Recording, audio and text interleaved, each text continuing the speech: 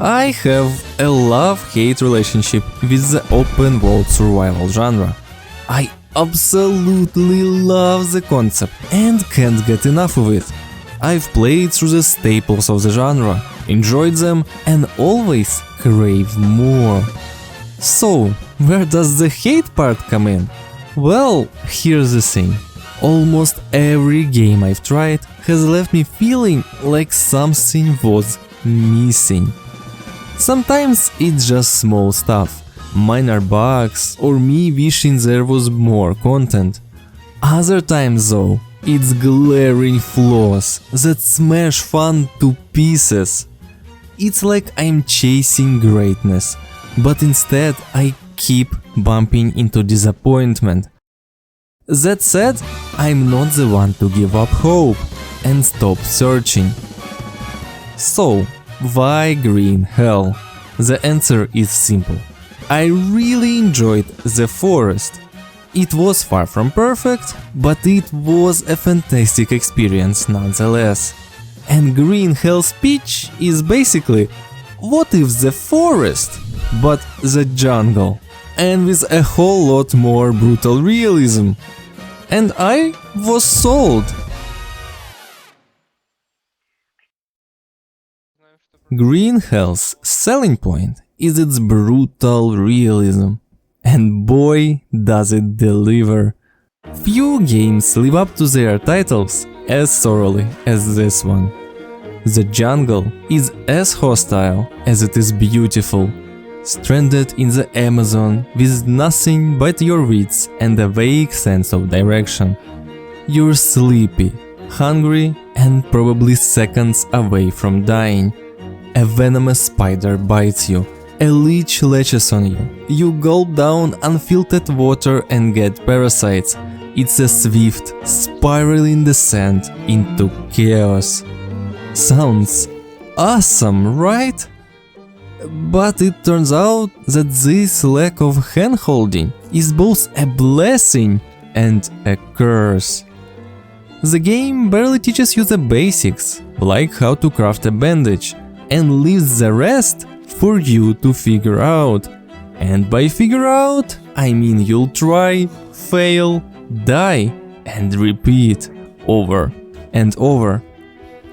And I have to say, constantly dying and respawning doesn't exactly scream immersive realism. I can easily see new players jumping in, fumbling around without understanding what's happening, dying repeatedly, and never coming back. Frankly, I wouldn't blame them. But we stuck with it. And by the way, yes, we. My friend and I played in co-op. Playing together was fine, there's not much else to say about it. The game doesn't fundamentally change. You both manage your own stats, share resources, and try to survive together. It's fun to split tasks and share the misery, but there aren't any unique co-op mechanics or synergies to make it stand out. So, what exactly does Green Hell mean by being realistic? Well, realism is woven into almost every aspect of the game. You need to maintain a proper diet, drink clean water, and avoid spending too much time in damp areas where leeches will latch onto you. Contacts with insects can give you a rash, and sleeping on the ground can leave you with worms burrowing under your skin. Neglect a wound for too long and it could lead to infection and fever, or even necrosis. Treatments for these injuries is often as gruesome as it is clever. You can use maggots to eat away dead tissue from an infected wound, or stitch up deep laceration with ants.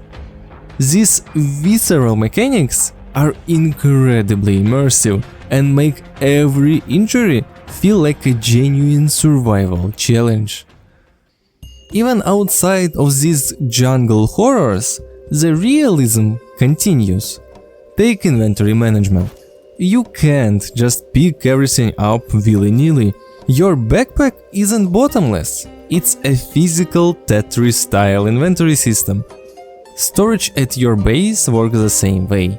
Baskets and shelves must hold items physically. It's a small detail, but it reinforces the game's grounded approach. Exploration is another highlight. The Amazon rainforest itself is a gorgeous, sprawling nightmare. Thick foliage and dense trees create an atmosphere of isolation and constant threat. It's easy to get lost, which is immersive in theory, but frustrating in practice. Everything is just a jungle. There are almost no landmarks to guide you. Of course, you don't get modern gaming conveniences like digital maps or quest markers either. Instead, you rely on a compass and a paper map. That sounds fine, until you realize the map isn't very accurate, as it mimics the kind of imperfect map you'd actually have in the Amazon. For example, I know that I'm somewhere in this region. There is a river near me, so I must be somewhere along here, right? Wrong. I'm actually over there, where the map shows no river at all. It's confusing and happens constantly. Thankfully, the developers included a coordinate system, which spares us from total misery. Still, it's already hard to shake the feeling that Green Hell sometimes mistakes confusion for realism. One of the most prominent systems in Green Hell is macro elements. Instead of a single hunger bar, your survival depends on managing fats, carbohydrates and proteins. You can't just eat whatever's available. You need a balanced diet to keep those macro elements full. On paper, all these features sound incredibly realistic, deep and immersive. But of course, there's a but. A huge one actually. The more familiar you get with the game, the more these punishing mechanics grounded in realism start revealing their gamey underbelly. They only seem important and lifelike, but in practice, they're anything but. Let's go back to food for a moment. The macro element system essentially boils down to 3 separate hunger bars and nothing more. You can't just survive on a diet of meat. Jake demands a proper, balanced diet or he'll drop dead in a matter of days. Very immersive, right? Because as we all know, if you're stranded alone in the jungle, not eating nuts every so often is definitely what'll kill you. I genuinely like the idea behind this system. It's creative and has potential, but the execution, it's strange. Especially when you realize that the jungle is basically an all-you-can-eat buffet. Fruits, nuts, mushroom and meat are so ridiculously abundant that starvation never feels like a real threat. We didn't even bother with farming or managing food supplies. A casual stroll through the jungle was more than enough to keep us fed. What should have been a tense and engaging survival mechanic ends up feeling like a simple checklist. Eat this, eat that, and move on. And it is like that everywhere. At first, the danger seems serious. Drinking dirty water gives you parasites, so untreated water is a significant risk until it's not. You quickly discover that a common mushroom found everywhere instantly cures parasites. Throw in the fact that you can just leave coconut shells on the ground to collect rainwater, and suddenly thirst becomes so trivial that advanced structures like purifiers feel like pointless luxuries. Then there's sleeping. At first, it seems crucial to have a proper shelter. After all, sleeping on the ground might make you dirty and expose you to worms. Sounds dire. But actually, sleeping on the ground isn't all that scary. Worms are rare, easy to cure, and dirtiness is barely a concern. But the best part is that you don't even need to sleep. Your energy bar is just another stat to manage, and you can refill it by eating food. Who needs rest when you can just munch on 30 mushrooms and power through the night?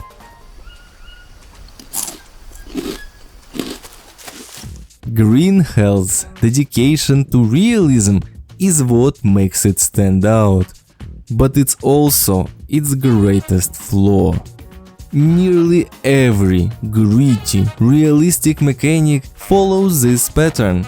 They start off feeling meaningful, but eventually reveal themselves as gamey, easy to exploit, or just plain repetitive.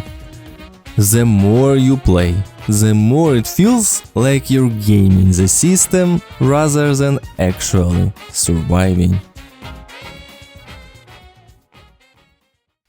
If there's one thing Green Hell truly excels at, it's grinding. Every task, from crafting tools to building a base, feels like an endurance test. Everything is slow, expensive and unnecessarily limiting. And don't even get me starting on storage. Everything takes up too much space, stacks poorly, and feels intentionally designed to test your patience. Take wood for example. The game doesn't just give you wood as a resource. Oh no! There are 5 different types: small sticks, regular sticks, long sticks, planks, and logs. None of them stack, none are interchangeable, and every single one needs its own storage solution. It's a logistical nightmare, not a survival mechanic. Here's a perfect example of how grindy the game is. I wanted to give you a quick rundown of how to make iron armor, but no matter how I tried, I couldn't actually make it quick.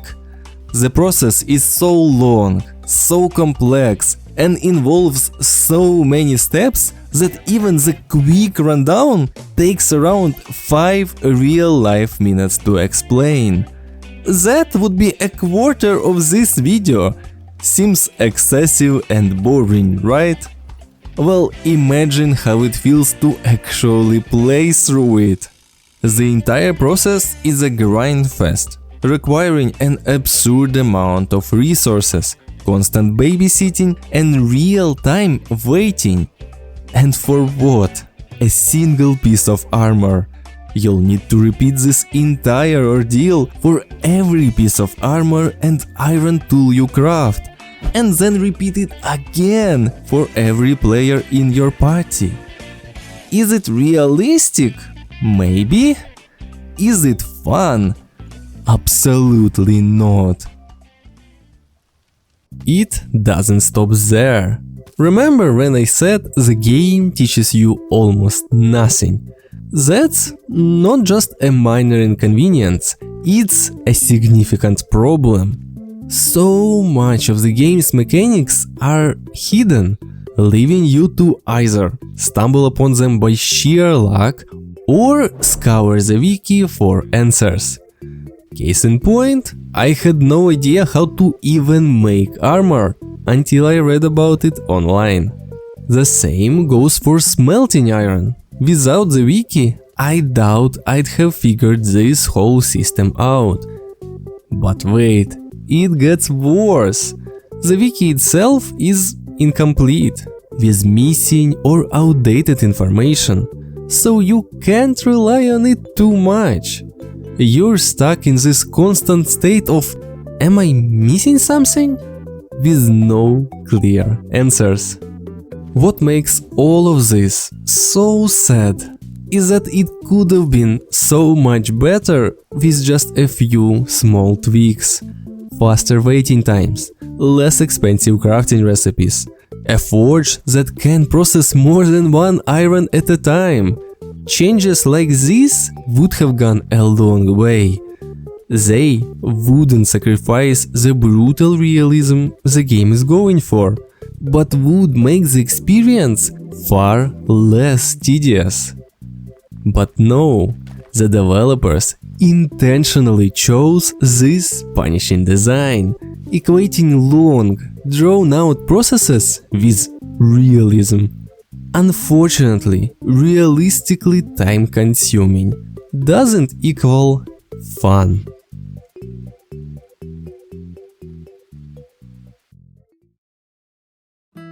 Green Hell isn't just about fending off leeches, drinking questionable water and snacking on mushrooms. Beneath its survival mechanics lies an ambitious story that grapples with the weighty themes like cultural exploitation and the devastating consequences of human ambition. Green Hell is the story of Jake and Mia, a married couple whose return to the Amazon rainforest sets off a chain of events as twisted as the jungle itself. Years ago, they discovered the Yabawaka, a reclusive tribe with remarkable health and a seeming immunity to all illnesses. 3 years later, the couple returns to the jungle, hoping to reconnect with the tribe. This time, Mia goes ahead to re-establish trust, while Jake stays behind. But chaos quickly ensues. Mia's frantic cries for help over the walkie-talkie are followed by Jake being attacked and left stranded, lost deep in the jungle. This is where the survival gameplay begins, but it's only the tip of the narrative iceberg. Alone in the middle of nowhere, with the tribe seemingly vanished, your goal is to find Mia. You can occasionally talk to her on the walkie-talkie, but something's off. Mia sounds strange, evasive, like she's hiding something. Please, Jake, just keep going. If you can't make it, neither can I. Let's just not bring this up again until you're safe, okay? To uncover the truth, Jake uses his sharp scientist wits, knowledge of the jungle and detective skill. Wait, no. He trips balls on ayahuasca, a powerful hallucinogen used in spiritual ceremonies. That's right, Green Hell's main narrative revolves around brewing and drinking one of the most intense psychedelics on Earth. Repeatedly. Each ayahuasca trip peels back layers of Jake's suppressed memories. What starts as disjointed flashes of the past eventually reveals a devastating truth. Some time ago, Mia was diagnosed with terminal lung cancer. In their desperation to find a cure, the couple returned to the Yabawaka tribe. The opening sequence of the game, it turns out, was a flashback to this earlier expedition. Mia gains the tribe's trust and learns their medical secrets, leading to the development of a miracle drug that cured not only cancer, but also diseases like AIDS and lupus. However, humanity's rush to exploit the cure had catastrophic consequences. A deadly virus spread worldwide, killing tens of millions. Jake, as the researcher who helped bring the drug to the world, feels crushing guilt. Mia eventually succumbs to the virus and Jake joins a scientific expedition to find a solution. The mission falls apart, leaving Jake stranded in the jungle, battling his guilt. The trauma of these events caused him to suppress his memories, leaving him in a state of amnesia. This is where the story truly started. And Mia, she's almost certainly dead. The Mia Jake hears on the walkie-talkie is just a figment of his imagination, a manifestation of his grief and guilt. The jungle isn't just a survival battleground, it's Jake's personal purgatory. The ending depends on your actions. Jake might redeem himself and find closure. Thank you. Goodbye, mi amor. Or he could spiral into despair, unable to save Mia or himself. How many times have you failed? Jake, give up. Please, just give up. Just give up. It's a story of love, loss, and the catastrophic price of human ambition.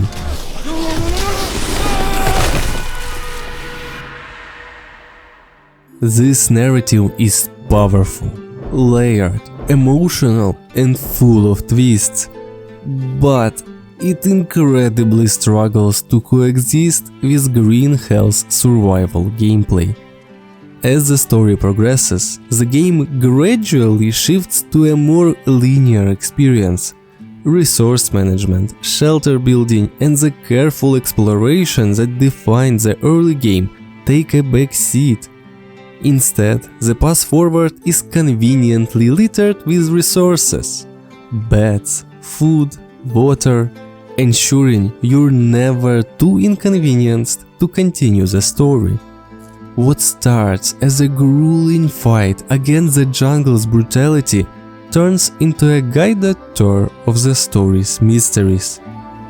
Green Hell tries to be two things at once: a brutal survival simulator and a deeply psychological narrative.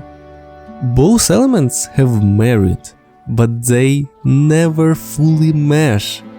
In the end, Green Hell's story is a fascinating but flawed experiment. It's a survival game that dreams of being a psychological drama, and it just doesn't work.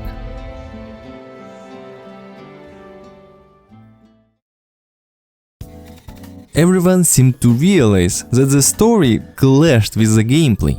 In response, the developers introduced a new mode post-release: Spirits of Amazonia.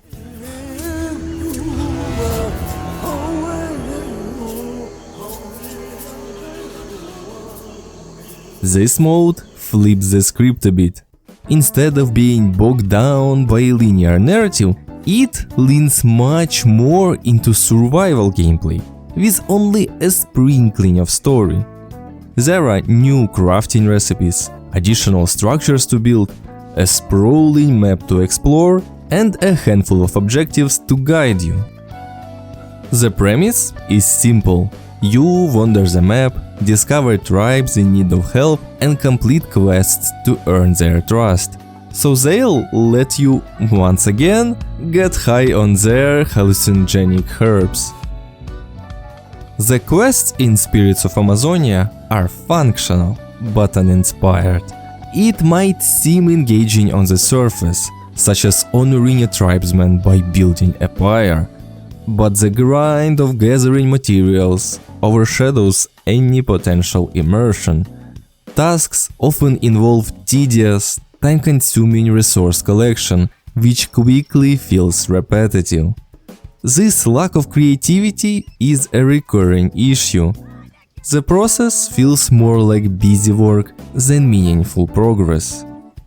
In essence, Spirits of Amazonia exists for replay value. Once you finish the main campaign, replaying it feels unappealing, since the story doesn't change. This mode offers an alternative. If Green Hell's survival mechanics were flawless, this would have been a brilliant addition. the chance to fully embrace the survival elements without being dragged down by the linear story. But for me, after grinding through the main game, I've had more than my fill. The survival mechanics have too many flaws, and the prospect of starting over just to endure the same grind doesn't excite me. The shallow objectives in this mode don't offer enough incentive to stick around. Spirits of Amazonia may be a step in the right direction, but it doesn't address the game's core issues. It's an admirable attempt, but ultimately, it's just not enough.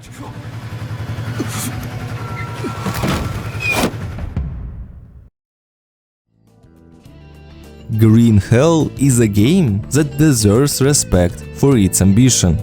Its depiction of the Amazon rainforest is nothing short of breathtaking. A vibrant, immersive world teeming with life.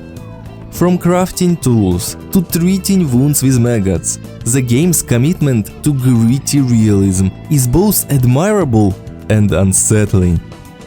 But there's a fine line between gritty realism and outright frustration, and Green Hell stumbles over it far too often. The relentless focus on realism comes at the expense of fun. Surviving in the jungle should be challenging, not a chore. No matter how detailed or immersive your systems are, how authentic it feels, if it's not fun, it's not fun. The story, while intriguing and ambitious, only further muddles the experience. It clashes with the survival gameplay, steering an open-ended exploratory sandbox towards a linear, overly guided experience. What begins as a harrowing fight for survival gradually loses its bite, replaced by a narrative that might have been better suited to a different genre altogether. In the end, Green Hell is a bold and beautiful attempt that doesn't quite hit its mark. It offers flashes of brilliance, but is often bogged down by mechanics that feel more exhausting than exhilarating. I believe that realism doesn't have to mean tedious, slow and grindy, something Green Hell seems to forget all too often. Eventually, Green Hell serves as a reminder that games are meant to be enjoyable first and realistic second.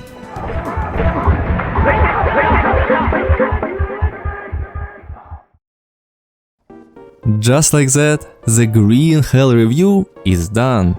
I hope you enjoyed it as much as I did. I certainly didn't expect to have so much to say about this game, but it turned out pretty interesting, at least in my opinion. As promised, the next review will continue my series on XCOM-like games. Hopefully, that one will make the Emperor proud. Now's the perfect time to subscribe, so you don't miss it. Until then, please be a sweet cinnamon roll and leave a like if you enjoyed the video. Also, maybe drop a comment too. It really does help the channel grow, and I appreciate every bit of it. Thanks again, and I'll see you in the next video.